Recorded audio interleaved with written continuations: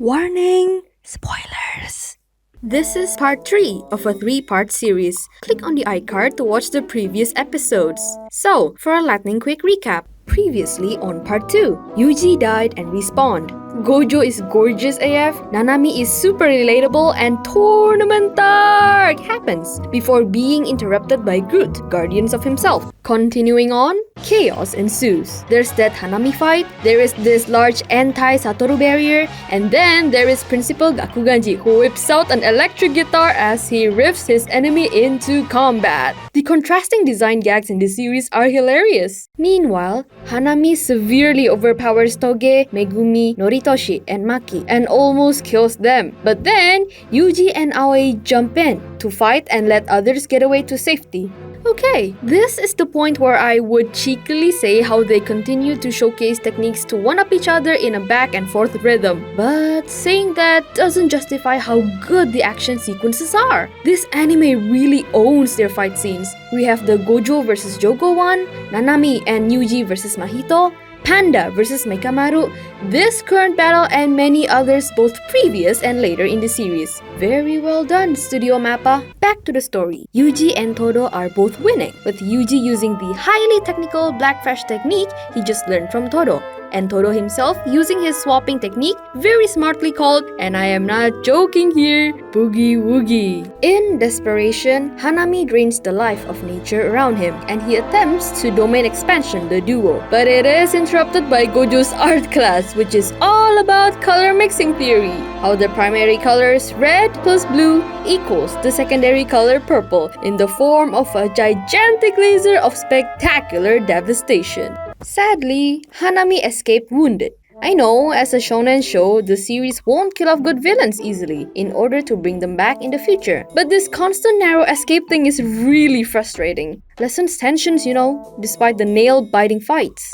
Turns out, the entire attack was a distraction for Mahito to steal 6 of Sukuna's fingers and another 3 special grade items for his plans. Meanwhile, the interrupted exchange event continued with a baseball game courtesy of the ever-likable Gojo, with our dear Tokyo branch winning, naturally. The last arc of the season is focused on Megumi.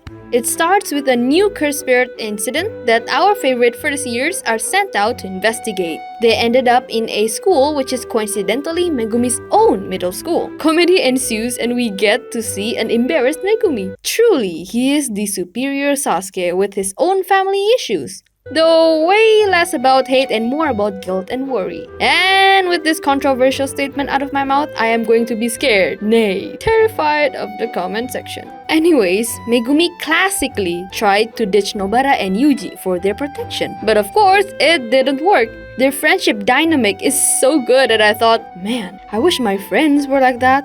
Before stopping in my tracks as I gazed at my phone, which is filled with only advertisements and automated email replies.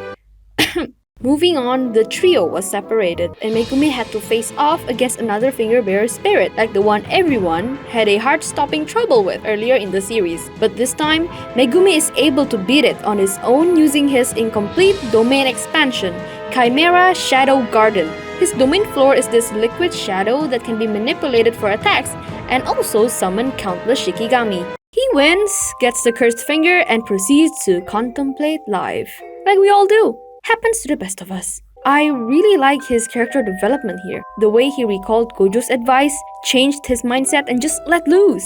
Also, seeing his normally stoic and calm face stretch into a wild manic grin is unsettling and exhilarating at the same time.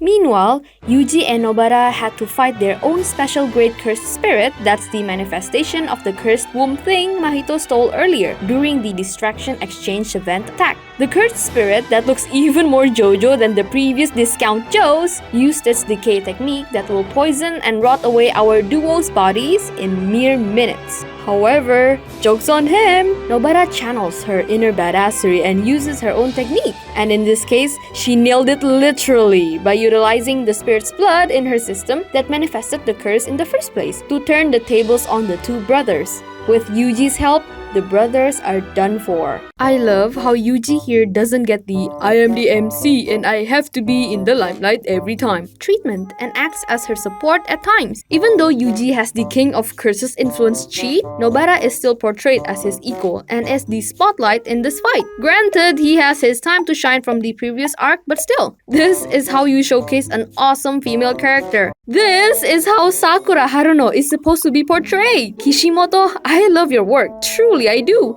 But why did you have to do her dirty like that?